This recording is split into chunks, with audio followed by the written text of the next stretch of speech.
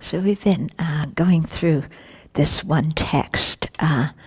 It's very short, it's just a page and a half, called The Essence of a Human Life, Words of Advice for the Lay Practitioner. And so far he's been talking about karma and its effects, how our actions have an ethical dimension, and the effects of that dimension, and how important it is to be aware of that, during our life, so that we act wisely with, taking our ethical discipline into account in all of our actions. What he doesn't talk about in this text that kind of puzzles me, that His Holiness Dalai Lama would always talk about in this text, is the importance of having a kind heart. Yeah. And so, because he talks about the usual topics for the initial practitioner, but he doesn't put the kind heart in here. But that's something His Holiness would start with, talk about in the middle, and end with, and then put precious human life, ethics, and everything, fit all those things in around the theme of having a kind heart. Because that's His Holiness's, one of his mottos is, my religion is kindness. Yeah. And so, I think when we look at this text, we should look at it in the way His Holiness the Dalai Lama does, as, as really telling us to have a kind heart. Because if we have a kind heart, then our ethical conduct kind of flows very naturally from that, doesn't it? I mean, if you have a kind heart, then you don't want to harm others, so you keep good ethical discipline. If you have a kind heart, you want to benefit them, so then you do all the actions that create positive energy. If you have a kind heart, you also don't want to harm yourself, so you don't do self-sabotaging things.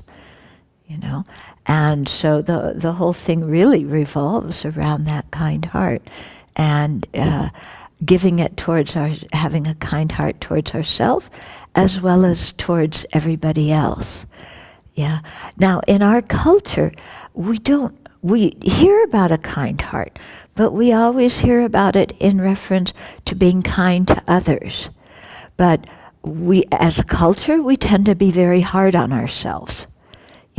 And we think that we have somehow the wrong idea somewhere, that in order to be kind to others, we have to be hard on ourselves. Like in order to be compassionate, we have to suffer.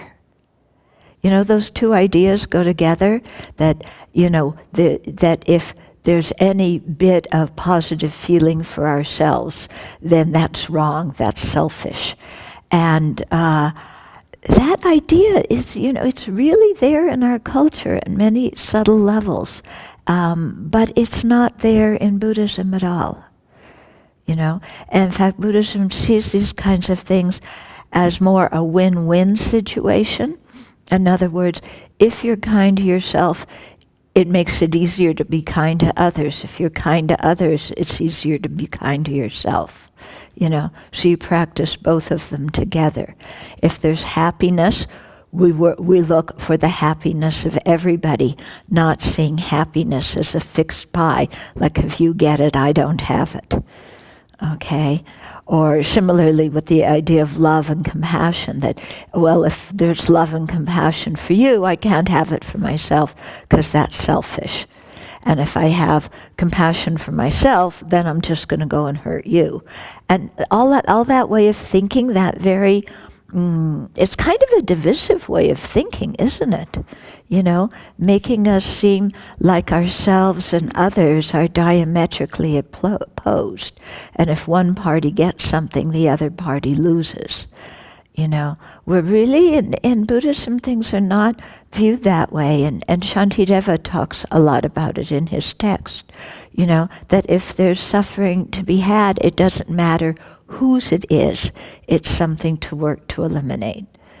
And if there's goodness to be had, it doesn't matter whose. It's something to work to attain.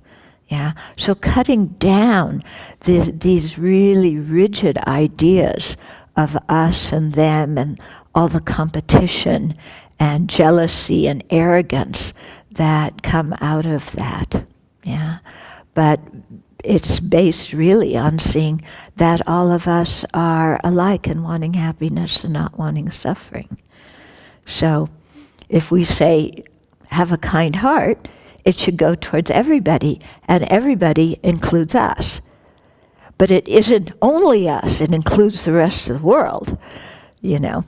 And as His Holiness reminds us, you know, we believe in democracy, so, you know, there's us on one side and other sentient beings on the other. So if there's an issue and we have to vote on whose interest is more important, mine or everybody else's, you know, then believing in democracy, you know, then we should take care of others because there's more of others than of ourselves. But that doesn't mean that we neglect and deprecate ourselves. Okay, it just means that we have to open our eyes and see there's the rest of the world out there, you know, and it's not all about me.